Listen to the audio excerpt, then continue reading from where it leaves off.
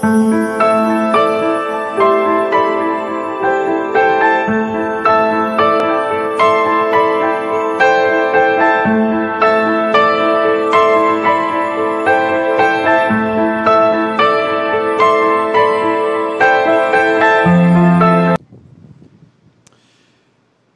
verdade é que Deus ama muito você e a mim, muito. Muito mais do que a gente pode imaginar, muito mais do que a gente pode compreender. Ele ama, porque a natureza dele é amor, ele é amor.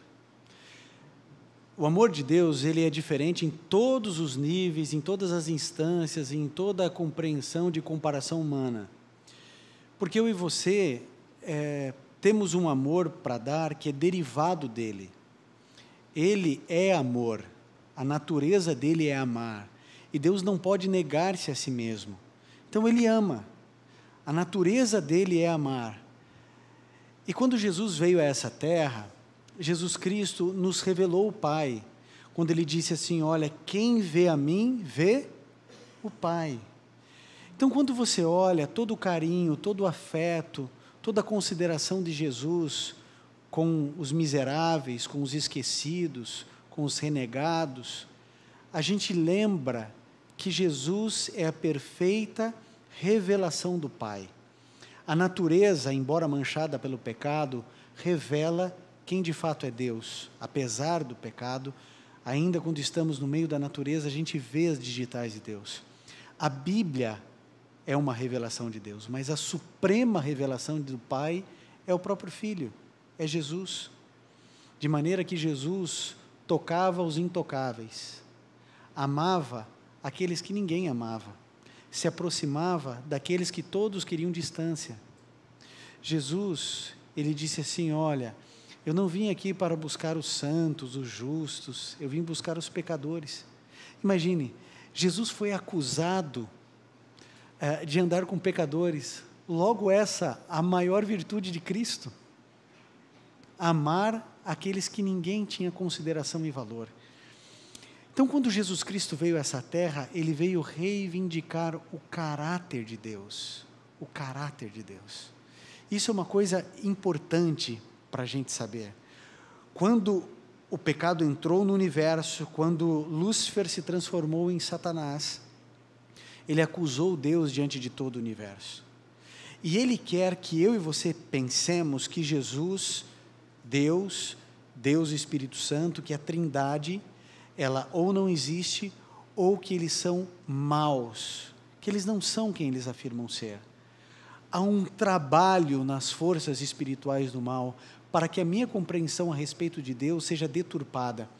Eu me lembro de, em algum momento na internet, me deparar com uma charge, e nessa charge era Jesus à porta, certo? Pense assim, Jesus numa porta, lembra, já viu essa figura, né? Jesus assim, uma porta batendo no coração, e nessa charge é só a figura de Jesus assim, ó. E aí então, como se fosse um diálogo entre Jesus e a pessoa que está dentro da casa, e Jesus fala assim, ele bate, né, assim, toque, toque.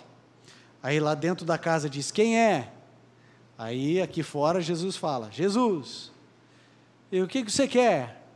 Assim, eu quero entrar. Para que você quer entrar? Para te salvar. Assim, me salvar do quê?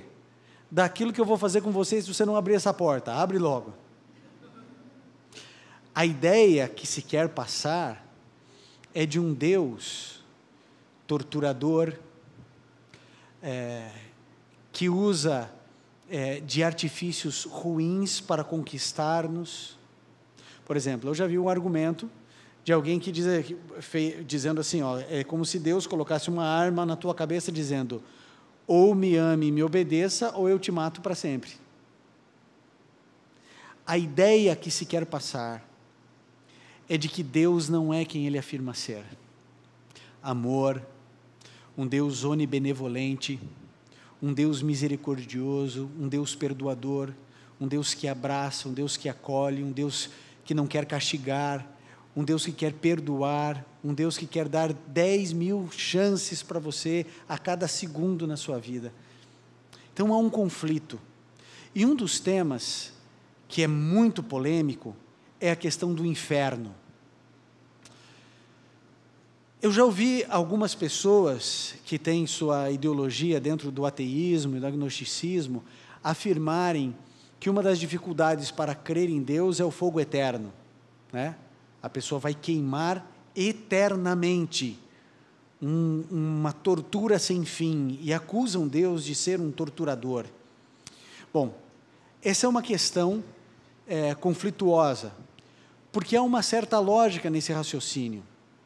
Pense comigo, o indivíduo, ele viveu 80 anos, e durante esses 80 anos ele foi uma pessoa que fez coisas boas e fez coisas ruins, mas fez mais coisas ruins do que coisas boas.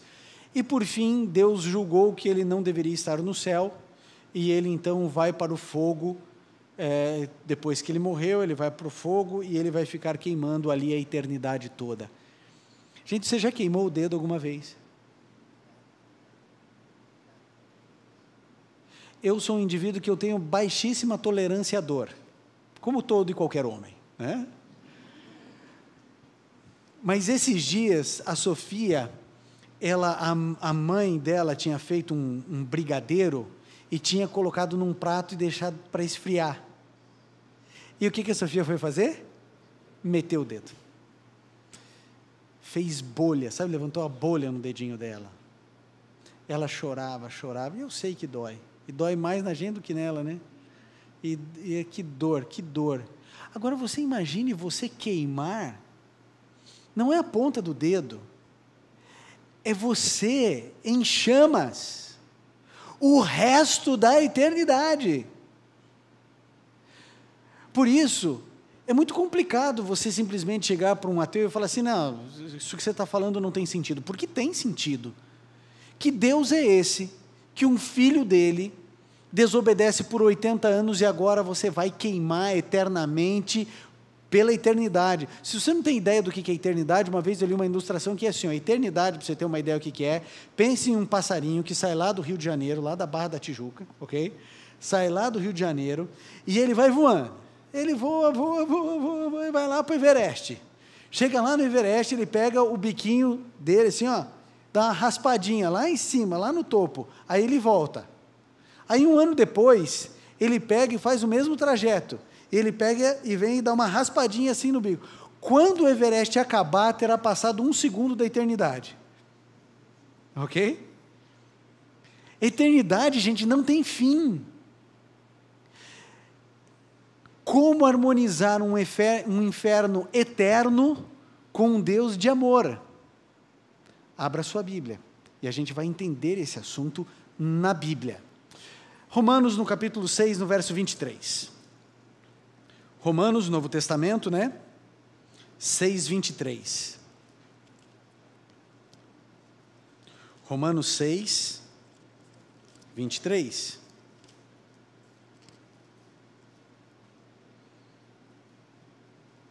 Olha só o que diz. Romanos 6, 23 diz: pois o salário do pecado é a morte, mas o dom gratuito de Deus, ou seja, não tem preço, não tem valor, não adianta devolver dízimo, não adianta você entregar um carro na igreja, nunca você vai alcançar a favor de Deus, porque a nossa dívida de pecado era tão grande que nem o PIB do planeta resolveria a dívida de um único ser humano. Era tão grave a nossa falta, o pecado é tão ofensivo a Deus, a nossa dívida era tão grande que se não fosse de graça, ninguém poderia pagar. Você entende isso? Por isso que a salvação é gratuita. Aqui diz que o salário do pecado é a morte, mas o dom gratuito de Deus é a vida eterna em Cristo Jesus nosso Senhor. Então tá bom, o salário do pecado, a paga do pecado é o quê? É o quê? Morte. A Bíblia não diz que o salário do pecado é o sofrimento eterno. Ela diz que o salário do pecado é a morte. E agora eu vou começar a reconstruir o seu conceito a respeito de inferno pela Bíblia. Pela Bíblia. Perceba que a Bíblia declara que o homem que peca, ele morre. A Bíblia não declara que o castigo do homem é ficar queimando eternamente. E a gente vai avançando em alguns textos, porque eu sei que você já está pensando, mas tem um texto aqui, um texto ali, e eu quero mostrar esses textos também, que às vezes são mal interpretados e que criam doutrinas que não estão na Bíblia. O próximo texto, eu gostaria que você abrisse no Salmo 37, no verso 20. Estávamos no Novo Testamento, vamos confirmar isso agora no Antigo Testamento, para que você perceba que esse conceito é bíblico e não apenas de um testamento. Salmo 37, verso 20. Salmo 37, verso 20. Olha só o que diz aqui. Mas os ímpios perecerão, os inimigos do Senhor murcharão como a beleza dos campos, desvanecerão como fumaça. Então o texto diz que os ímpios, o que acontecerá com os ímpios? Perecer. O que é perecer? Morrer. O que vai acontecer com o ímpio, a Bíblia diz? Ele vai morrer, perecer, acabar. A gente precisa ir construindo com mais versos, porque eu acho que vale a pena a gente aprofundar isso, para você entender de fato o que a Bíblia ensina sobre essa questão. Agora vá para Mateus, no capítulo 25. A gente vai percorrer bastante versos, alguns versos, mas para que a gente tenha uma ideia clara. Mateus 25, 41. Mateus 25, 41. Olha só o que a Bíblia revela sobre esse assunto. E aqui começa a polêmica. Estava muito fácil, agora a gente vai entendendo algumas coisas. 25, 41 diz o seguinte: então ele dirá aos que estiverem à sua esquerda: malditos, apartem-se de mim para o fogo eterno, preparado para o diabo e os seus... Bom, primeira coisa, o fogo, que realmente é bíblico e que vai existir, foi preparado para quem? Para o homem? Foi preparado para quem? Para o diabo e os seus anjos. Para o diabo e seus anjos. Agora, existe essa expressão aqui, fogo eterno. Como existem também outros textos que falam sobre fogo eterno e falam sobre castigo eterno. E aí, então, a partir desses versos, é que se cria a teologia de que existe um lugar chamado inferno, onde as pessoas estão sendo torturadas pelo fogo, atormentadas pelo diabo, como se o inferno fosse o local de habitação de Satanás e seus anjos, é o local que acontece o quartel-general, e todas as pessoas que não vão para o céu, elas vão para o inferno. E então você pode imaginar o que aconteceu com uma pessoa que morreu na Segunda Guerra Mundial. Desde 39, se ele morreu no primeiro ano da guerra, desde 39, ele está queimando. Se você pensar em um bárbaro, um viking, que porventura possa não ter ido para o céu, desde que ele morreu, ele está sendo queimado, sem chance de alívio. Se eu creio nessa doutrina, como eu vou harmonizar um Deus misericordioso, bondoso, que ama os seus filhos? Como eu harmonizo lá, segundo Pedro, quando Deus declara: não tenho prazer na morte do ímpio, quero que todos se arrependam, que todos se convertam e cheguem à salvação. Deus não tem prazer nenhum na morte de ninguém. O nosso Deus teria então como critério de justiça torturar os seus filhos por toda a eternidade? Por que esses textos falam então de fogo eterno e castigo eterno? E para muitas pessoas isso é polêmico ou complexo, mas você vai descobrir que não é tão difícil de se entender pela Bíblia.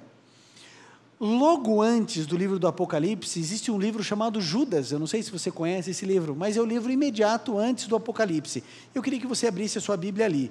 Judas, a gente diz Judas 7, porque Judas só tem um capítulo.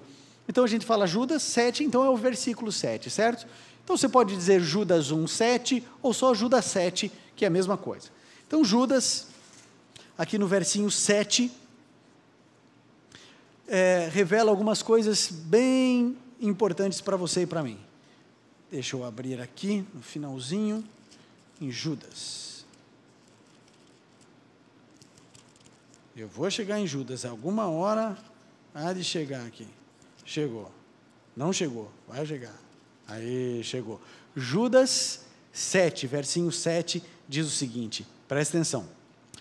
De modo semelhante a estes, Sodoma e Gomorra e as cidades em redor se entregaram à imoralidade, a relações sexuais antinaturais, estando sob o castigo do fogo eterno, elas servem de exemplo. Acho que a maioria de nós conhece a história de Sodoma e Gomorra, né? 2 cidades pervertidas, imorais, Ló estava ali dentro, que era sobrinho de Abraão, e aí então Deus revela para Abraão, olha, eu vou destruir Sodoma e Gomorra, e eu vou descer fogo do céu, e vai destruir tudo ali. E aí Abraão diz assim, mas Senhor, e se porventura existirem ali 50 justos, o Senhor vai destruir a cidade junto com os 50? Não, se tiverem 50 justos ali, eu não destruo a cidade por amor aos 50. Mas Senhor, e se porventura existirem 40? Não, se tiverem 40, por amor aos 40 eu não vou destruir. Senhor, não se acenda a tua ira sobre mim, mas e se tiver 20? E assim ele foi descendo, por quê? Porque ele queria salvar Ló. E aí Deus diz assim, tudo bem, eu vou tirar Ló e a família dele, mas eu vou destruir. E Deus mandou fogo do céu e destruiu Sodoma e Gomorra. E você percebeu que aqui em Judas diz, fala exatamente isso, falando de que estando sob o castigo do fogo eterno? Ora, Sodoma e Gomorra estão queimando até hoje? Não. Então, querido, a questão é que o fogo eterno é um fogo com consequências eternas. E não que é um fogo que continua queimando sem fim. A mesma expressão, a mesma palavra, as mesmas palavras em grego que apontam Jesus falando que o fogo eterno foi preparado para o demônio e os seus anjos, é a mesma expressão usada aqui, fogo eterno para Sodoma e Gomorra, mas não estão mais queimando as cidades. Por isso é de consequência eterna. Você se lembra qual é o salário do pecado? É a morte. Se o indivíduo fica queimando a eternidade, ele vai morrer? Não, então o que acontece? A Bíblia está mentindo? A Bíblia equivocou-se? Entenda, nós precisamos estudar a Bíblia para harmonizar as coisas óbvias. Veja, Deus é amor, Deus é bondoso, Deus é misericordioso, Deus nos chama de filhos, Ele nos ama a ponto de entregar Jesus para morrer no nosso lugar. Esse é Deus. É incompatível eu criar uma teologia dizendo que existe um fogo eterno, um lugar onde as pessoas estão queimando dia e noite e sem fim. Então, quando a Bíblia declara que existe fogo eterno, a Bíblia está dizendo para você, está dizendo para mim, que esse fogo tem consequências eternas. Porque o fogo é real. A Bíblia diz. Vocês se lembram quando Deus resolveu destruir essa terra a primeira vez? Lembram quando aconteceu isso? Quando foi? Lembram ou não? Isso, dilúvio. Ele destruiu com o quê? Com água. Ele destruiu ou não destruiu? Destruiu. Ele avisou que ia destruir. Mas peraí, as pessoas, antes do dilúvio, falavam assim, nunca choveu? Que história é essa que vai cair água do céu? Não cai água do céu. Não vai chover. Que história é essa? Que chuva é essa? E não acreditaram em Noé. Mas Deus destruiu ou não destruiu? Destruiu. Deus vai destruir essa terra? A Bíblia diz que Ele vai destruir uma segunda vez. E a Bíblia declara que Ele vai destruir isso aqui com fogo. Porque o fogo, ele destrói, ele consome e ele purifica. Essa terra será toda renovada. Se você pegar ali Apocalipse 21, 22, tem a descrição do novo céu e da nova terra que Deus irá fazer. Mas antes de refazer a terra, Ele vai destruir tudo isso aqui. Todo esse fogo que vai consumir toda a terra, ele foi preparado para Satanás e seus anjos. E o que isso significa? Nenhum ser humano precisa estar lá. Nenhum. Você e eu vamos descobrir uma coisa quando chegarmos no céu, ou algumas coisas. A primeira delas, nós vamos ter todos a certeza de que nenhum de nós mereceria estar lá. Essa é a primeira certeza. A gente vai olhar para a gente e a gente vai saber, o mérito é de Jesus, não é meu. Eu não fiz nada que me habilitasse a estar aqui. Essa é a primeira coisa que vamos ter de certeza. A segunda certeza, sabe qual é? É que a gente vai descobrir que todas as pessoas que não estão no céu, elas não estão lá porque foram castigadas, ou porque Deus as castigou, ou porque Deus as está punindo. Só não estará no céu quem não quiser estar. Estar no céu é uma escolha que eu faço. Não estar também. Ou seja, a pessoa, ela escolherá estar no céu ou não estar no céu. Agora, como que se define isso? Por aquilo que eu faço. Eu vou explicar para você isso. Você não é definido por aquilo que você pensa, você não se define por aquilo que você crê, você não se define por aquilo que você sente, você se define por aquilo que você faz. Eu vou repetir. Você não se define por aquilo que você pensa, nem por aquilo que você fala, nem por aquilo que você acredita. Você se define por aquilo que você faz. De que adianta o indivíduo falar que ama a esposa, mas bate na esposa? Ele ama a esposa? Porque você se define por aquilo que você faz. Todos nós aqui somos contra a corrupção. Todos nós, né? A gente fica, né, de cabelo em pé quando a gente vê aí os escândalos de corrupção, um atrás do outro, né? A gente fica horrorizado. E você pode ter conceitualmente que corrupção é uma coisa errada. Então, se alguém perguntar para você, moralmente você diz assim, não, corrupção não é uma virtude, corrupção é um defeito. É errado, corrupção é uma coisa ruim. E você pode ter essa concepção, ok? Cognitivo. Mas se você é corrupto, adiantou você achar que é errado? Não.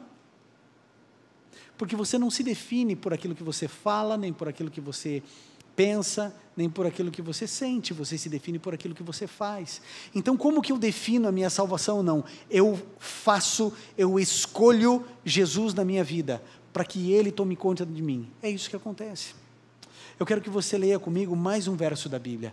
Agora, o último livro da Bíblia, Apocalipse 21:4. Apocalipse 21:4. É o último livro da Bíblia, o penúltimo capítulo, Apocalipse 21, verso 4. Olha só o que diz. Falando a respeito de Deus, Apocalipse 21, 4 diz: Ele enxugará dos seus olhos toda lágrima, e não haverá mais morte, nem tristeza, nem choro, nem dor, pois a antiga ordem já passou. Haverá um dia, amigo, em que não haverá mais morte, nem pranto, nem clamor, nem dor. Se existisse um fogo eterno acontecendo, esse verso seria uma grande mentira, uma promessa vazia. Eu vou além, eu vou dizer uma coisa para você. Vou abrir meu coração. Quando eu comecei a estudar esse tema de inferno, e eu comecei a buscar na Bíblia, Senhor, me mostre o que é, porque eu não sei. Eu disse uma coisa no meu coração para Deus antes de estudar. Eu falei assim, Senhor, eu vou estudar, mas eu tenho medo do que eu vou encontrar aqui dentro. Porque se esse livro falar que existe um lugar onde as pessoas estão queimando desde o dia em que morreram, ou eu não vou mais acreditar nesse livro, ou eu não quero mais o Senhor como meu Deus.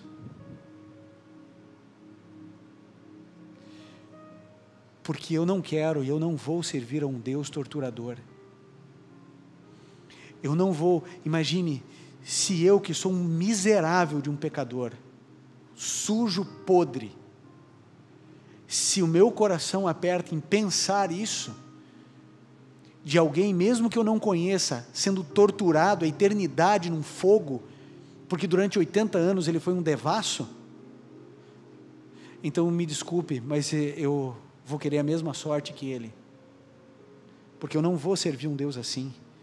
E à medida em que eu ia estudando a Bíblia, o meu coração foi se acalmando, porque a Bíblia não ensina a teologia do medo, como eu vejo pregadores em muitos ambientes dizendo: você precisa se converter porque existe um fogo, você precisa se converter porque o inferno é tortura.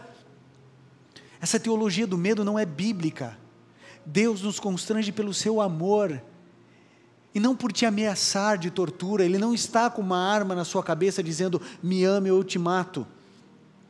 Deus está dizendo assim: meu filho, o salário do pecado é a morte, você vai morrer para sempre, e eu não quero que você morra, só que eu não posso levar você para o céu desse jeito, porque você vai contaminar tudo aqui. Você precisa de uma transformação, de uma conversão, e você não consegue fazer isso por você. Então eu amo tanto você que eu entrego meu filho para morrer por você. Isso é amor, é teologia do amor, não é teologia do medo. Eu sei que muitos de vocês, ou alguns de vocês aqui pelo menos, cresceram ouvindo falar do inferno como um lugar querido. O inferno é um evento, é um momento de destruição. E você sabe o que o livro de Isaías diz sobre esse momento? A Bíblia chama esse momento onde Deus vai destruir tudo com fogo de o ato estranho de Deus, porque é contrário à sua natureza. A destruição, Deus sempre cria, Deus é Deus criador e não destruidor. Como você acha que Deus se sentiu no dilúvio? Mas Ele fez isso para preservar a raça humana, porque o índice de violência, de maldade, de imoralidade havia se extrapolado. Nós estamos vivendo um processo de sodomização desse mundo. Cada dia mais a vida perde o seu valor.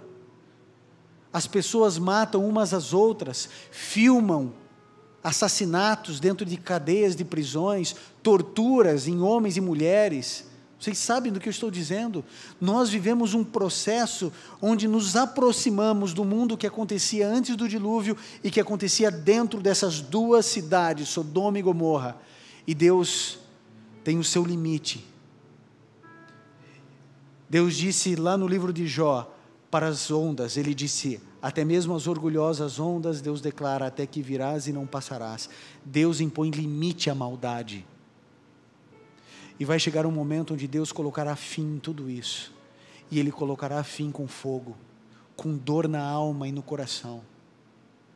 Mas Ele precisa colocar um fim em toda a maldade que eu e você vemos. Nós estamos vivendo um tempo de graça, de oportunidade de arrependimento, para que eu e você nos convertamos, para que a gente abandone a maldade nas suas mais diferentes vertentes. A gente precisa se arrepender. E hoje Jesus faz um convite para você. Sabe por quê? Porque Deus, mais do que nunca, não está em silêncio. Ele está clamando, gritando aos quatro ventos: meu filho, por favor, se converta, porque estamos vivendo os últimos segundos da história da humanidade. E assim como quando Jesus Cristo veio, não acreditaram que era o Messias, assim como a população do mundo não acreditou em Noé, hoje o mundo não acredita na volta de Jesus. Mas para espanto dos incrédulos, Jesus Cristo voltará a essa terra. E Ele virá para te salvar, mas Ele também virá para destruir, para pôr um fim em toda a maldade e injustiça que eu e você vemos. Eu espero que você entenda: o fogo é real, a Bíblia diz que ele é literal, vai queimar, mas terá fim, e cada um pagará proporcionalmente ao que fez, porque o nome disso é justiça, e Deus é o Senhor, justiça nossa. Ele continua amando até mesmo aqueles que se perderem, até mesmo os que se perderem. Por isso a Bíblia declara: é o ato estranho de Deus. Querido, que essa mensagem possa trazer para você alívio, que essa mensagem possa reivindicar o caráter de Deus diante da tua vida, e que você perceba: Deus não é um torturador eterno, Ele não é um ser sádico, torturando seus filhos por toda a eternidade. Que a mensagem bíblica liberte você do engano, liberte você da teologia do medo. Que Deus os abençoe e vamos juntos orar. Querido Pai, nos ajude a compreendermos as verdades da Tua Palavra, que elas sejam simples e claras para todos nós, e que possamos nos aprofundar nesse conhecimento cada dia mais, em nome de Jesus, amém.